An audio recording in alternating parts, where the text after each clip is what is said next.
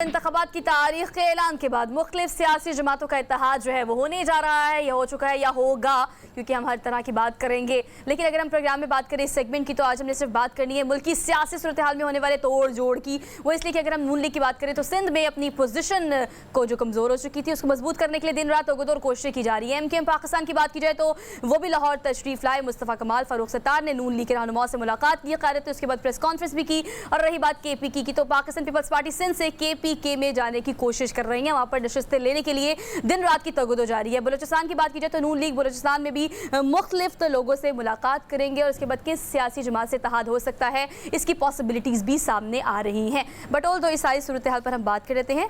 मज़हर बरलाल साहब हमारे साथ स्टूडियोज़ में मौजूद हैं, सीनियर एनालिस्ट हैं। उनको आज के प्रोग्राम में खुशामदीद कहते हैं। अस्सलाम वालेकुम सर। जी वालेकुम अस्सलाम sir, thank you so much for being here. Sir कहिएगा, वैसे कि तोड़ जोड़ कोई नया सिलसिला तो है नहीं है, हर दफ़ा हिस्ट्री हैज़ रिपीटेड सेल्फ, हमें यही चीज़ें इंतखाबात के करीब करीब नज़र आती हैं। लेकिन आप क्या समझते हैं कि हमने PDM की गवर्नमेंट में जिन लोगों को साथ खड़े हुए देखा, अब वो एक दूसरे के मुखालिफ हैं, लेकिन हवा ये चली है कि इंतखाबात के बाद ये इत्तेहाद सामने आएगा। आप क्या समझते हैं, पहले या बाद में?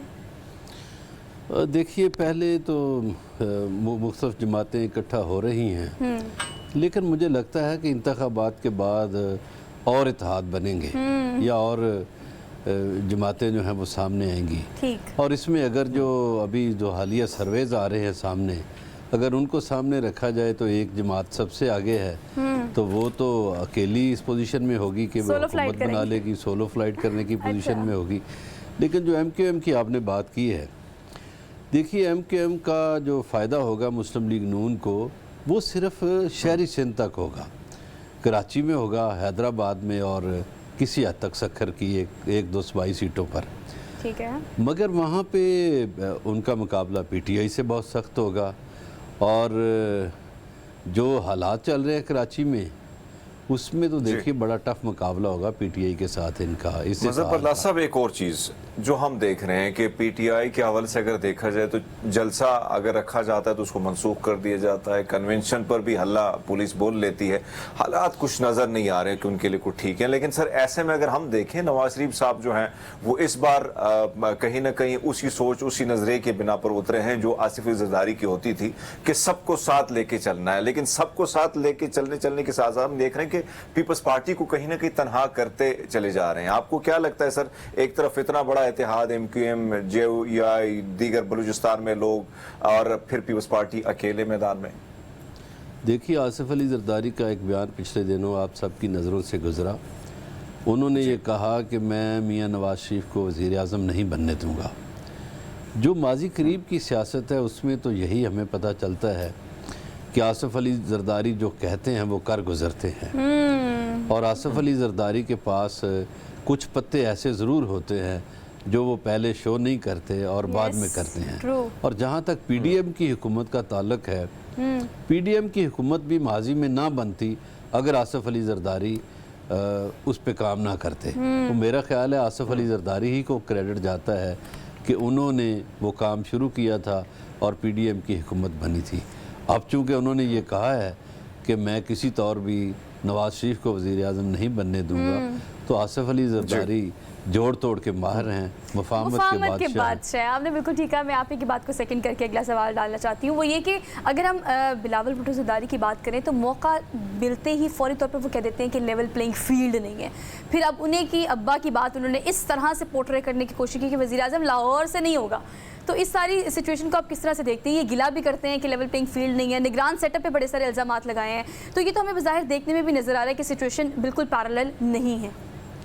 देखिए, लेवल प्लेइंग फील्ड का शिकवा तो बहुत सी पार्टियों को है और दो बड़ी जमातों को बहुत शिकवा है।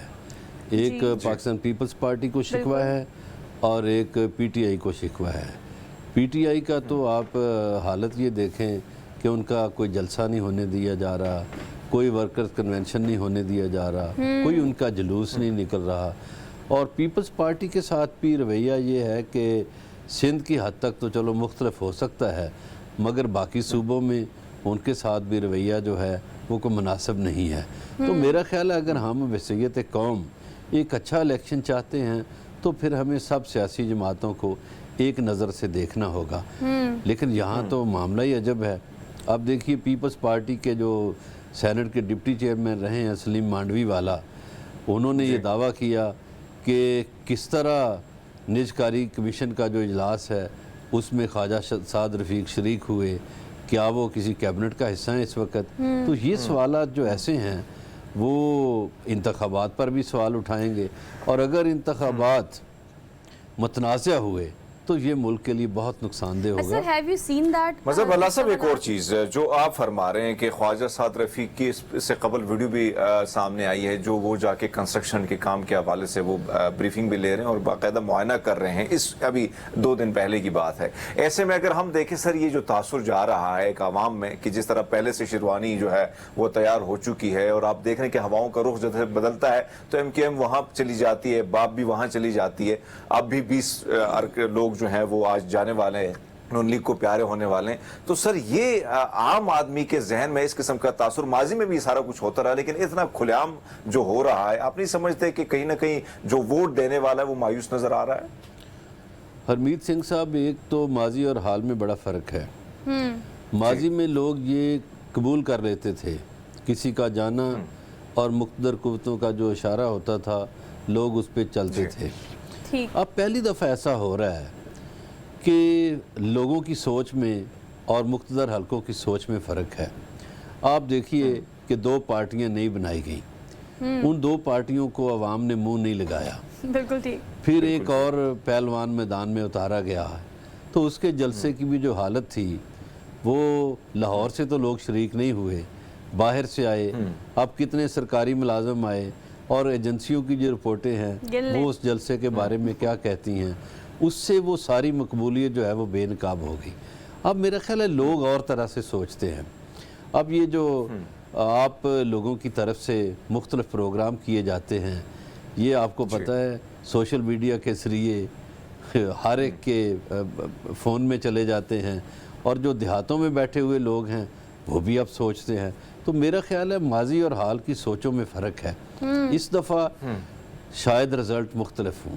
سر ہیونگ سیڈ دیٹ کہ ہم بات کرتے ہیں تمام سیاسی جماعتوں کی، تو جب ہم تمام کی بات کرتے ہیں تو پھر ہمیں تمام کی بات کرنی ہے۔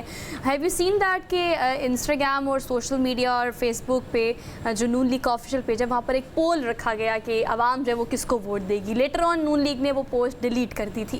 پاکستان تحریک انصاف کو لوگوں نے سوشل میڈیا پہ بڑا اس وقت دیکھا کہ اس کو ووٹ دیا کہ یس یہ ٹیم جو ہے نا پوری پارٹی وہ آنے والے انتخابات میں اچھا پرفارم کرے گی، اچھا جیتے گی۔ اب آپ پریکٹیکل گراؤنڈز پہ کہاں دیکھ رہے ہیں پاکستان تحریک انصاف کو آنے والے انتخابات میں؟ دیکھیے، جو 18 سال سے لے کر 45 یا 50 سال تک کے لوگ ہیں جنہیں ہم ینگ کہہ سکتے ہیں، وہ طبقہ تو تحریک انصاف کے ساتھ جڑا ہوا ہے۔ سر وہ بڑی ریشو زیادہ ہے ان کی، اور وہ قبول نہیں کر رہا کوئی فیصلہ جو کسی کی طرف سے ہو، یا ظلم کی بنیاد پر ہو یا ناانصافی کی بنیاد پر ہو، وہ جو ہے اس کو قبول نہیں کر رہا۔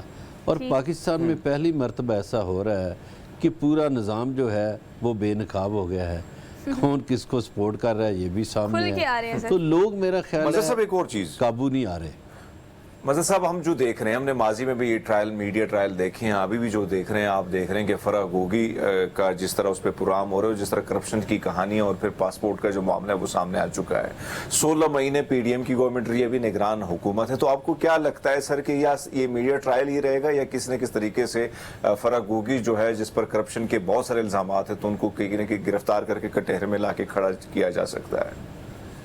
دیکھیے، جو پاکستان میں پچھلے کوئی 27 سال سے احتساب کی باتیں بڑے زور و شور سے جاری ہیں، مگر ابھی تک احتساب ہوا تو کسی کا نہیں۔ مقدمات چلتے ہیں، میڈیا ٹرائل ہوتا ہے۔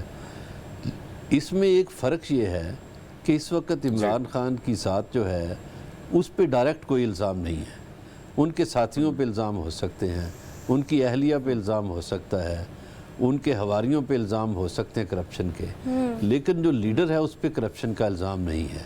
یہ ایک بنیادی فرق ہے۔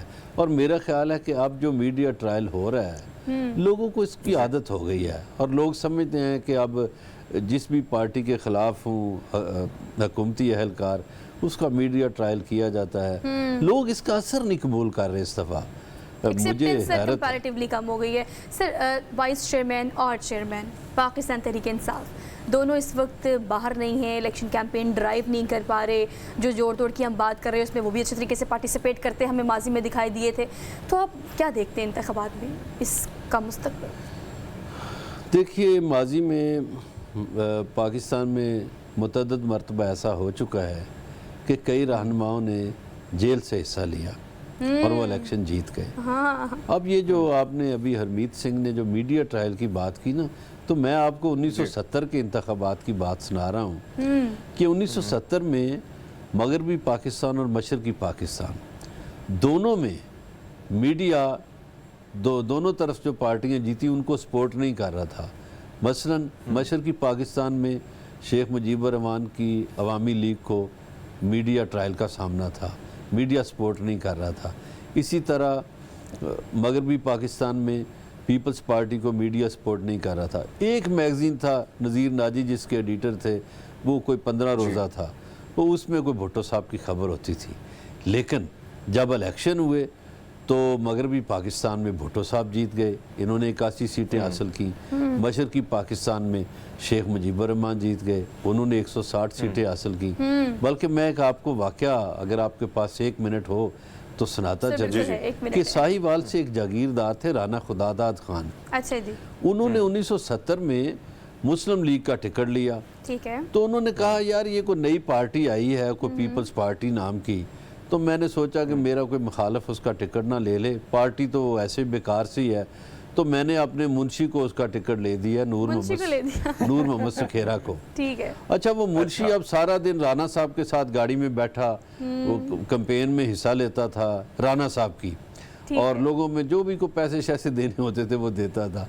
जब रिजल्ट आया तो सोहा जी और हरमीत सिंह, आपको हैरत होगी कि जब रिजल्ट आया तो मुंशी 40,000 की लीड से जीत गया, जिसकी कैंपेन नहीं थी। लीड से जीत। तो ये जो पॉपुलर पॉलिटिक्स है ना, इसके रिजल्ट बड़े अजीबोगरीब होते हैं। डायनामिक्स कब चेंज हो जाए, कहाँ से चेंज हो जाए, कौन चेंज कर दे, आपको कुछ नहीं पता। Thank you so much Mirza साहब फॉर बीइंग हियर। सुन रही है आपसे, सियासत हो रही है इस मुल्क पर, डंके की चोट पर हो रही है, लेकिन अवामी मफादात के लिए कौन सोचेगा? जो सोचेगा वही मेरे ख्याल से इंतखाबात में खुलकर सामने आएगा और ये फैसला आम अवाम करेगी।